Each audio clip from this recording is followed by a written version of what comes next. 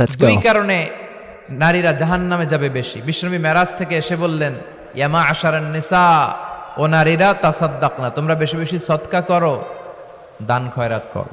নারীরা বললেন কেন, আমাদের বললেন কেন? বিশ্বনবী বললেন, উরি তুকুন্না আকসারা আহলিন নার, আমি জাহান্নামে দেখেছি পুরুষের চেয়ে নারীরাই বেশি জাহান্নামী হবে। কি কারণে? দুইটা কারণ। তাকফুরনাল আশিরা, সবাই না, অধিকাংশ নারীরাই স্বামীর অস্বীকৃতি করে। স্বামী যা দেয় এতে সন্তুষ্ট থাকতে চায় না, আছে না নাই? স্বামীর কি চাকরি, কি ব্যবসা, তার উপার্জন কতটুকু, এটাও আপনার দেখার দরকার, আছে না নাই? এখানেই তো আপনার সবরের বিষয়। জান্নাত তো এমনি এমনি আসবে না বোন।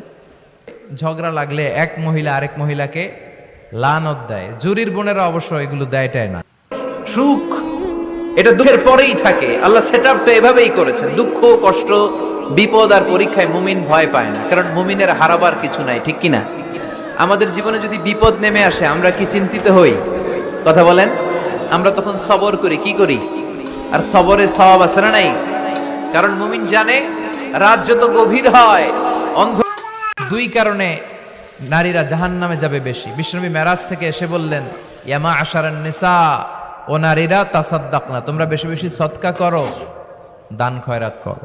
নারীরা বললেন কেন, আমাদের বললেন কেন?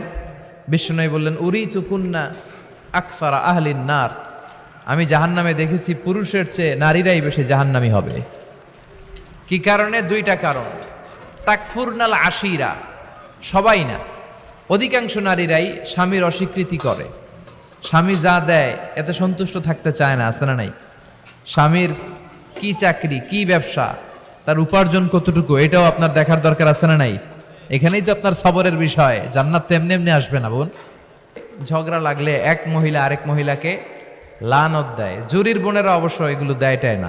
দোয়া কবুলের 5টা শর্ত, এই কথা বলে আজকের আলোচনা শেষ। এই যারা বলেন দোয়া কবুল হয় না, দেখেন নিজেদের সাথে মিলে কিনা। এই 5টা শর্ত যদি পাওয়া যায়, মুহূর্তেই আপনার দোয়া আরো সে যে নক করবে।